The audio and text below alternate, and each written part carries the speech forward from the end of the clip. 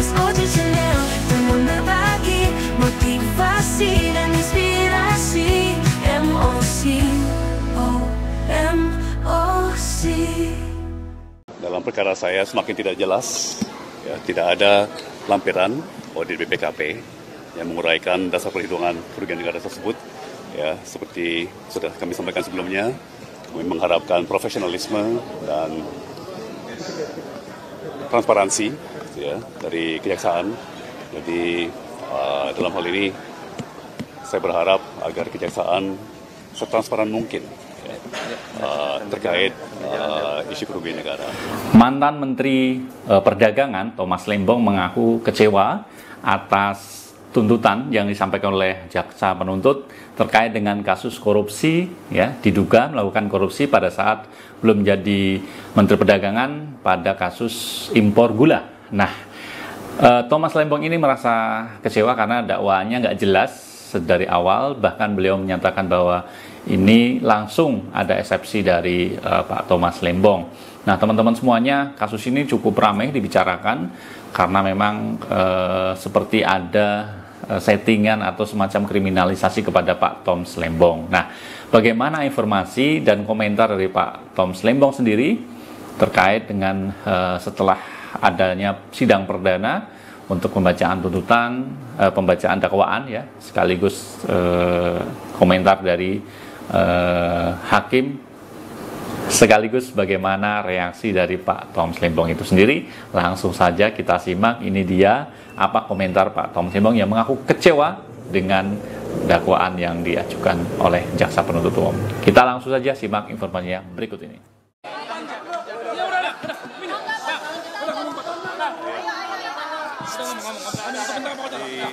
Ibu Bapak, pertama saya mau menyampaikan turut berduka, ya, dan turut prihatin atas korban banjir di Bekasi dan titik-titik lain di Jabodetabek minggu ini.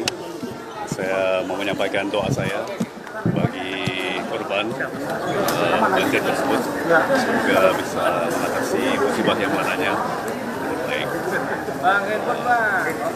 Ya, saya kecewa atas dakwaan disampaikan, ya, sebagai contoh situasi di mana soal kerugian negara dalam perkara saya semakin tidak jelas, ya, tidak ada lampiran audit BPKP yang menguraikan dasar perhitungan kerugian negara tersebut. Ya, seperti sudah kami sampaikan sebelumnya, kami mengharapkan profesionalisme dan transparansi, ya, dari kejaksaan. Jadi dalam hal ini saya berharap agar kejaksaan setransparan mungkin, ya, terkait isu kerugian negara. Ya.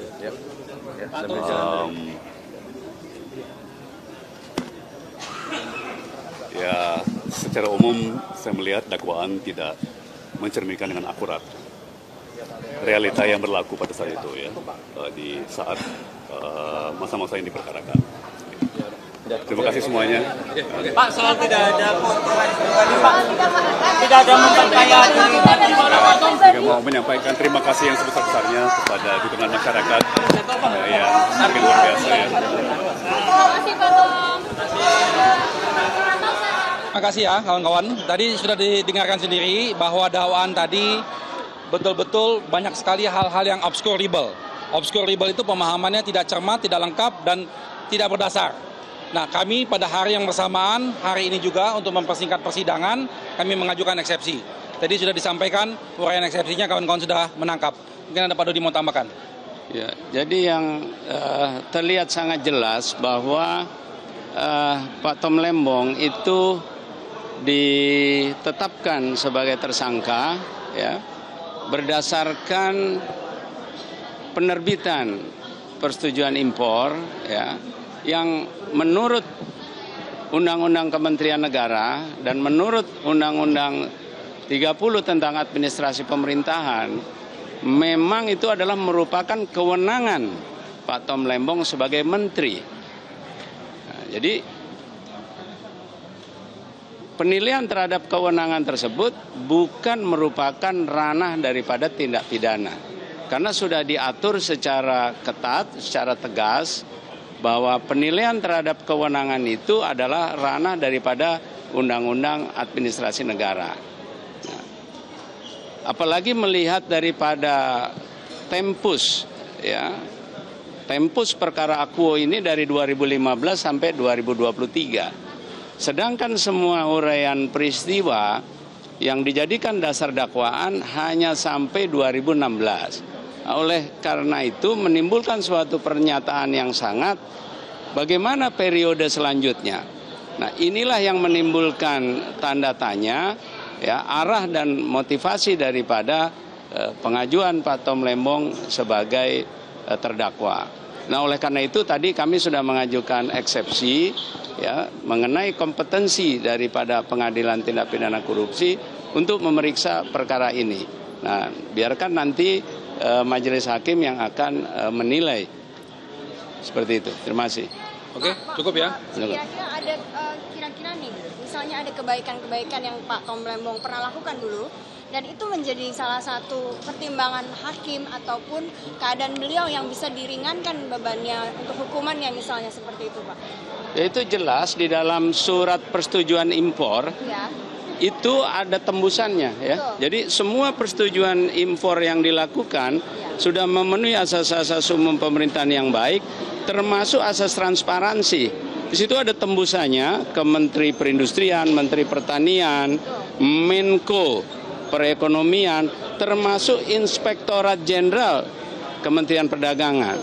Nah, apabila memang terdapat hal-hal yang menyimpang, maka seharusnya sudah ditemukan oleh pejabat-pejabat yang ada di dalam tembusan tersebut. Atau kalau apabila memang dinyatakan bersalah, maka siapa yang menerima tembusan tersebut? Ya, inilah teman-teman semuanya yang sudah kita simak tadi komentar Pak Tom Lembong yang menghadiri sidang perdana dia sebagai tersangka kasus dugaan korupsi impor gula pada saat beliau menjadi seorang menteri perdagangan pada saat itu. Dan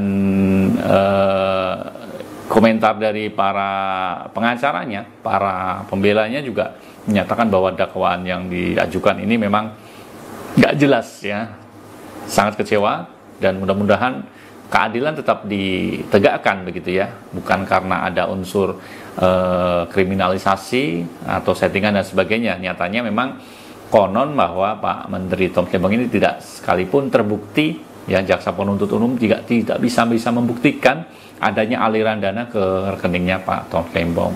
Namun apapun itu, mudah-mudahan hakim nanti ketika memutuskan itu betul-betul menggunakan nurani dengan keadilan sebagai yang utama diadili, ya. Mungkin itu teman-teman semuanya sekilas informasi terkait dengan persidangan Pak Tom Lembong terkait dengan kasus impor gula di Indonesia. Tetap semangat, saya undur diri. Selamat berpuasa. Sampai ketemu di lain kesempatan. Assalamualaikum warahmatullahi wabarakatuh.